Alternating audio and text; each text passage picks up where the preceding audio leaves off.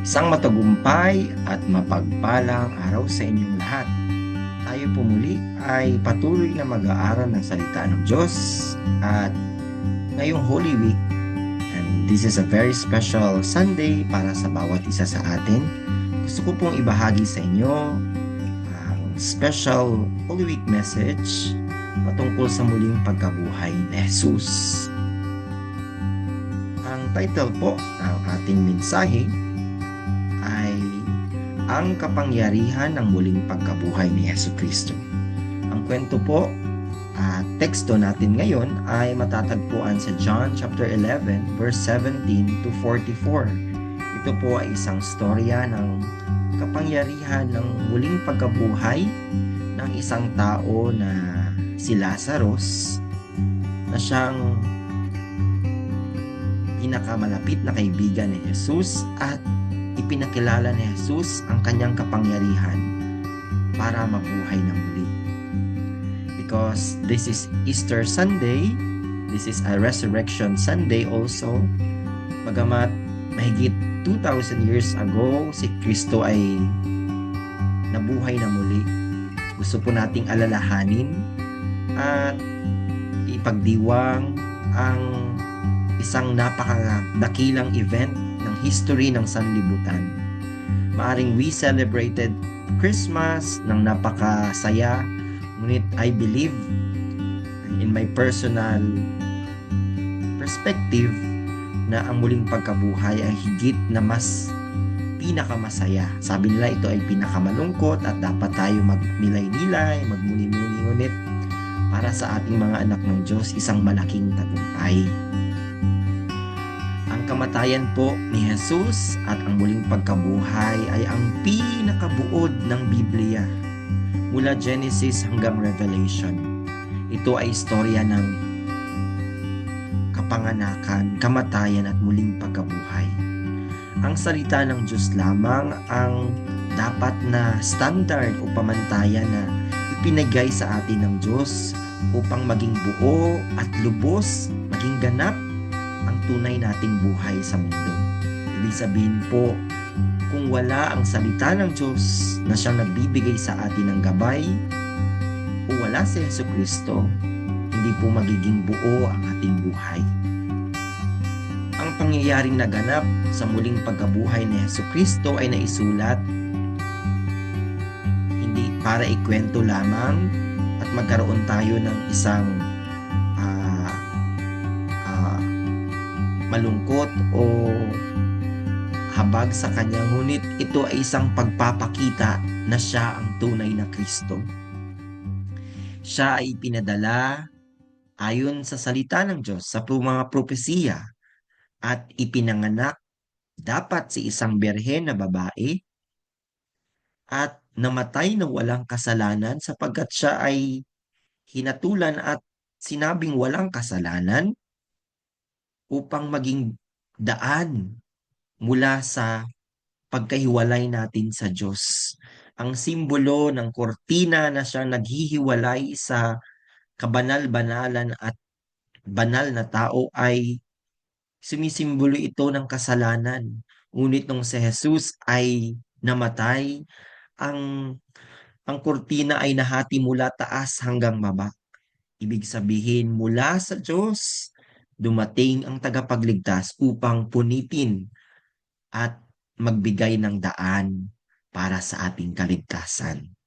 Hindi ba isang napakasaya at isang napakagandang kwento ng kaligtasan? At sa huli, hindi siya nanatiling namatay, ngunit nabuhay muli bilang katunayan ng kanyang kapangyarihan na siya ay Diyos at hindi lamang isang tao. Siya ay hari ng mga hari na siyang may kapangyarihan para wasakin ang kadiliman na siyang bumabalot sa sanlibutan. Ipinagpapala ko po kayo sa mga oras na ito na sa mamagitan ng mensaheng ito, tayo po ay nagkakaroon ng isang refleksyon na sineselebrate natin ang Holy Week na ito or Easter Sunday na ito bilang pag-aalala sa isang dakilang pag-ibig ng Diyos. Alam niyo ba mga kapatid, in our point number 1, that ang ang kamatayan ni Kristo ay willingly na tinanggap ni Kristo sapagkat siya ay pumarito para mamatay. Dahil sa simula pa lamang ng kasaysayan ng daigdig, ayon sa Genesis chapter 1, verse 1 hanggang 3, na bago pa man ang sanlibutan inilikha ng Diyos, naroon na ang isang kadilimang bumabalot sa daigdig. Ito ay nagpapatukoy sa espiritual na mundo na siyang pinaghaharian ng masamang anghel na tinatawag na si Lucifer, na siyang nag-aklas laban sa Diyos, at alam ng Panginoon na meron ng kadiliman na siyang bumabalot sa mundo. Ngunit inihayag sa verse 3 na let there be light, which is symbolizes the light that will come, and that is Jesus. Ibig sabihin po, naroon na po ang plano ng kaligtasan ng Panginoon bago pa si Adan at si Eva nagkasala. Ayon sa Genesis chapter 3 verse 1 to 6, nilayo ng Panginoon na ang tao ay magkaroon ng isang buhay na masaya kasama ang Diyos. Ngunit nagtalaga siya ng isang paalala sa pamagitan ng puno ng karunungan para malaman ng masama at mabuti, upang ipaalala sa tao na kung sila ay hindi susunod sa Diyos, at dahil may kalayaan tayong pumili, tiyak na ang kamatayan ang darating. At nagbigay ang Panginoon ng paalala patungkol sa isang spiritual being sa pamagitan ng ahas na sinasabi na pinakatuso sa lahat ng nilikha.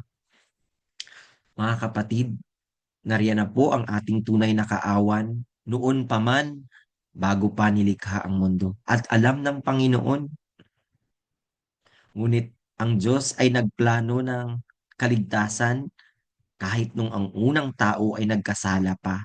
Ayon sa Genesis 3:15 na ang binhi ng babae, the seed of the woman, will crush the head of the serpent, which symbolizes the coming of Christ through the Virgin Mary. At dahil sa kahubaran at kahihiyan ng tao dahil sa kasalanan, sila ay nagtago sa Diyos. Ngunit ayon sa verse 21, ang Diyos ay nagkatay ng tupa upang takpan ang kanilang kahubaran. May isang hayop na namatay upang takpan ang pansamantalang pantakip ng tao, which is ang dahon. Ibig sabihin, ang magagawa ng tao ay hindi magtatagal, ngunit ang balat ng tupa, si Kristo, ang siyang tunay na solusyon sa ating mga problema. Mga kapatid, ano ba ang inyong problema sa mga oras na ito? Hindi yan ang tunay na problema ng tao. Ang tunay na problema ng tao ay nang sila ay mahiwalay sa Diyos at kasalanan. At ito ang rason kung bakit siya naparito at muling nabuhay, upang tapusin ang tunay na problema ng tao. Huwag kang magpadaya sa mga problemang iyong kinakaharap. Ang higit nating alalahanin, may Jesus ba tayo? May Kristo ba tayong pinanghawakan sa ating buhay na siyang ultimate na solusyon sa ating problema? Number two, ano nga ba ang katayuan ng tao matapos na sila ay magkasala? Ayon sa Genesis chapter 1 verse 27 to 28, ang Diyos ay nagbigay ng kanyang espiritu, ang kanyang imahe sa tao.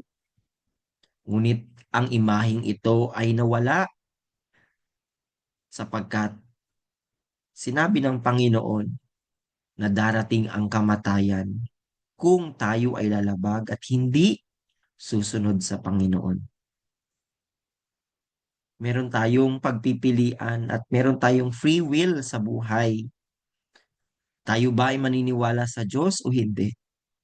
Tayo ba ay manghahawak sa kanyang salita o paniniwalaan natin ang salita ng pandaraya ng sanlibutan ito na siyang pinagaharian ng dyablo? Number two, doon Ang tao ay nagkaroon ng espiritual na kamatayan. Ayon sa Romans 6:23 na ang kabayaran ng kasalanan ay kamatayan. Datapwat ang lahat, ikaw at ako ay mamamatay sapagkat ito ay ang katunayan na tayo ay makasalanan. Tulad ng kwento ng John chapter 11 verse 17 hanggang 44, ito ay istorya ng isang kamatayan ni Lazarus na siyang binuhay na muli ni Jesus. Ngunit sinabi ng Panginoon, ako ang pagkabuhay at ang buhay. At ang sino mang sumampalataya sa akin ay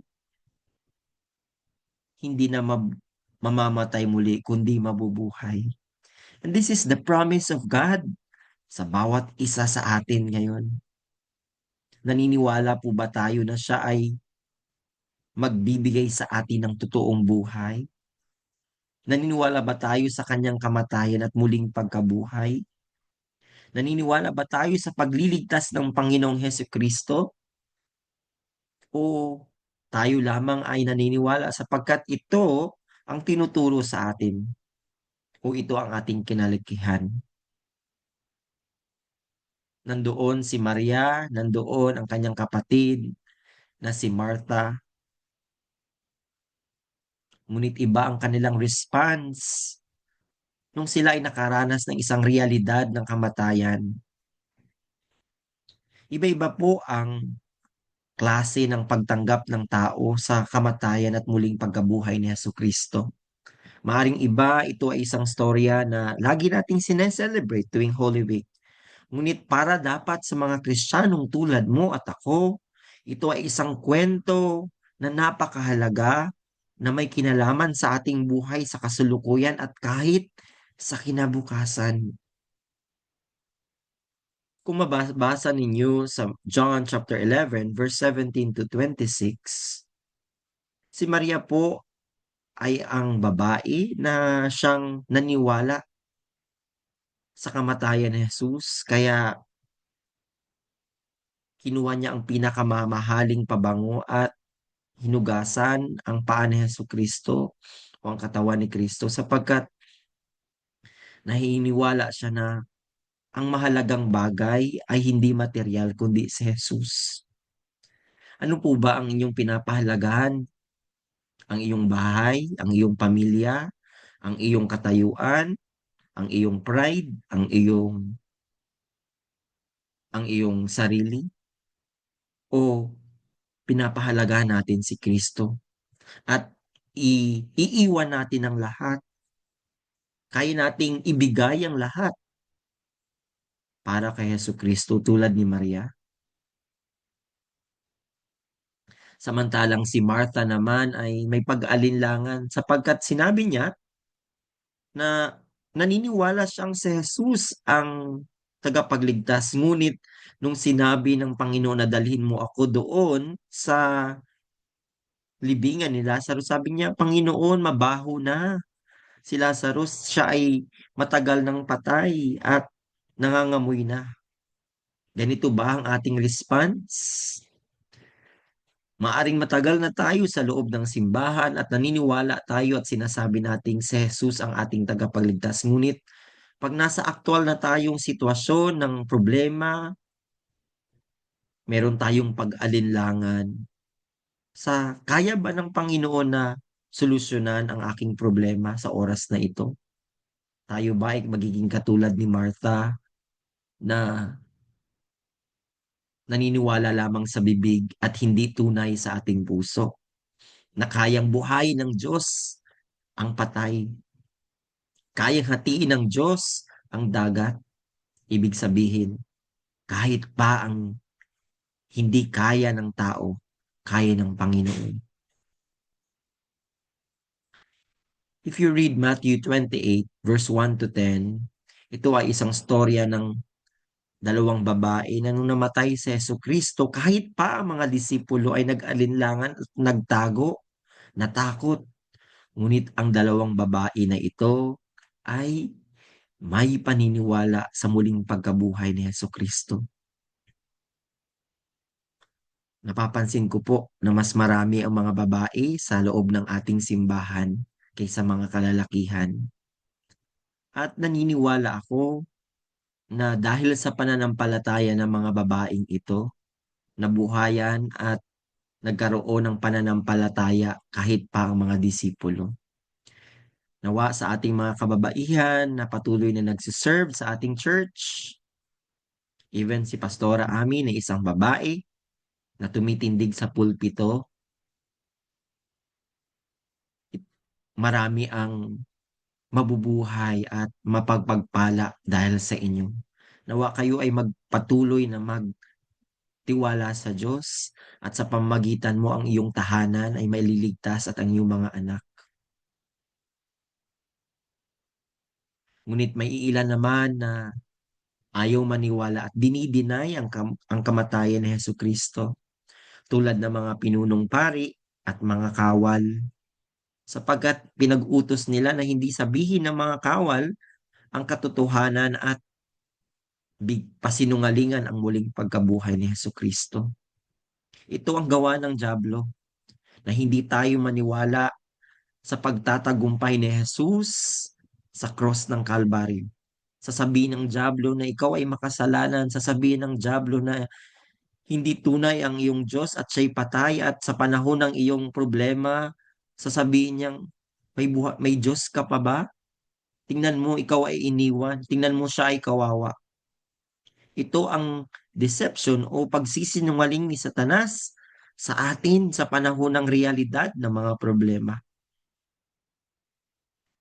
Tayo ba ay tatanggi sa kapangyarihan ng Diyos at hindi natin alalahanin ang kanyang kapangyarihan? Tayo ba ay madadala sa sinasabi ng mga tao at hindi natin paniniwalaan ang tagumpay na siyang inaalok ng Panginoon sa atin? Mga kapatid, nawa po tayo ay patuloy na tumindig at manalig kahit pa yung iba ay natatakot sapagkat maaring sa buhay mo, sa pamagitan ng iyong pananampalataya, ang iba ay mabubuhay. Napakahalaga po na si Jesus ay maipako sa cross. Naalala ko tuloy ang talinhaga patungkol sa sinasabi ng Panginoon patungkol sa tupa at mga kambing sa loob ng isang pastulan. Ito po ay sumisimbolo na kahit sa loob ng simbahan ay may mga nakatagong mga kambing na nag-aanyong mga tupa. Alalahanin na lang natin ang buhay ni Judas sapagkat kasama siya sa mga disipulo. Ngunit tunay nga ba siyang naniniwala sa Panginoon? Nakita niya ang mga mirakulo at mga gawa ng Panginoon, ngunit sa kaibuturan ng kanyang puso, meron siyang sariling motibo. Ano ang iyong motibo sa pagsunod at pagsimba sa loob ng simbahan? Si Judas po ay hindi tunay na tupa, ngunit siya isang kambing ayon sa salita ng Diyos na siyang ihiwalay ng Panginoon sa darating na panahon ng paghuhukom. Siya ay hindi tunay na naniniwala kay Jesus at ang kanyang layunin ay pisikal lamang, material lamang. Sapagkat naalala ninyo na kini-question niya na bakit sinayang ang pabango para kay Jesus. Sapag ito ay may malaking halaga. At naalala din ninyo na ipinagpalit ni Judas si Jesus dahil sa salapi sapagkat ito ang tunay na siya. Nawa sa pamagitan ng biyaya ng Diyos, sa grasya ng Panginoon, lubos natin siyang makilala sa ating buhay at ang puso natin ay mapuno ng pasasalamat sa ating kaligtasan. Nawa ang ating pagsiserve sa serbisyo sa Panginoon, sa ministry ng Panginoon ay hindi nakatuon sa tao at hindi nakatuon sa sinasabi ng iba o maaring ibinibigay sa atin sapagkat higit na may halaga si Jesucristo sa atin kaysa anong pamang bagay na ibinibigay sa atin. Even if you are a pastor, you don't deserve yung allowance na yun o yung love gift na yun because you are worth more than that sapagkat ikaw ay nagsiserve sa Panginoon. Ngunit alam ng Panginoon ang iyong pangangailangan. Manampalataya lamang tayo sa Kanya't manalig. Huwag nating isipin ang mga bagay na yon sapagkat ang iniisip natin ang kaluwalhatian ng Diyos at ang kaharian ng Diyos na siyang hinanda ng Panginoon sa mga taong nanatili hanggang wakas. Tulad ni Maria at ang dalawang babae na siyang may tunay na paniniwala. Nawa tayo ay meron ding tunay na paniniwala sa kanilang kaligayahan, sa kanilang pag-ibig. Sinabi nila ito sa mga tao at hinayag na si Jesus ay buhay. Ang kaluwalhatian ng Diyos ay nahayag sa kanila. Ito ang layunin ng Panginoon sa mga sirkumstansya ng kalungkutan, sa mga panahon ng kagipitan, kamatayan. Ang tunay na nais ng Diyos, makapagbigay tayo ng kaluwalhatian, pag-ibig, kaligtasan sa mga tao sa ating kapaligiran. Si Lazarus ay nababalot ng isang tela at nangangamoy. Ngunit ang sabi ng Panginoon sa kanya sa verse 43, lumabas ka. Ang mga taling nakatali sa kanyang kamay at paa ay isang halimbawa at simbolo na tayo ay inalis na ng Panginoon doon sa libingan, sa kamatayan ng impyerno at inilipat sa buhay na walang hanggan ayon sa John 5:24. Mga kapatid, tayo ay lumabas na sa kamatayan ng impyerno at sumpa. Tayo ay pinakawalan na ng Panginoon sa pagkagapos mula sa kamatayan at pananakop ng dyablo. Ikaw ay malaya na, sinabi ng Panginoon. Lumabas ka na sa libingang yan. Amen? Conclusion, John 11:44, sinabi ng Panginoon na kalagan ninyo siya nang siya ay makalakad. This is the plan of God to everyone. Na mamuhay tayo at lumakad sa kanyang presensya, sa kanyang kaluwalhatian, sa kanyang layunin ng pag-iibanghelyo ng mundo. Ano ba ang mga bagay sa iyong buhay na patuloy at nananatiling nakagapos at nakabalot sa iyo? Ito ba ay kahirapan, sakit, karamdaman, mga maling gawain o bad habits o nature, masamang pananalita at buhay na hindi kaaya-aya sa Panginoon, problema sa pamilya, pinansyal, pag-aaral, relasyon sa kapwa? Pinagpapala ko kayo na kayo ay makalaya dito. Sinabi ng John 8 verse 32 na si Jesus ay sumasa iyo at ang katotohanan ito ang siyang magpapalaya sa atin. Jesus is the Christ. Siya ang katotohanan. Panampalatayaan mong si Jesus ay buhay at muli siya ay kasama mo sa anumang oras at panahon. Ang iyong problemang kinaharap sa ngayon ay hindi tunay na problema. Sa problemang mo yan, ito ang paraan upang maranasan mo si Jesus, ang kanyang kapangyarihan, ang kanyang kadakilaan, at matatangmo mo ang tagumpay at mapagbibigyan mo ng karangalan o karangalan ang Panginoong Jesus. Ito po ang kapangyarihan ng muling pagkabuhay ni Jesus. Ito po ay sumisimbolo sa tagumpay na meron tayo sa araw-araw. You are victorious, Christian. God is with you. Hindi patay ang ating Diyos. Siya'y buhay at kasama natin siya. God bless you. Jesus is the Christ.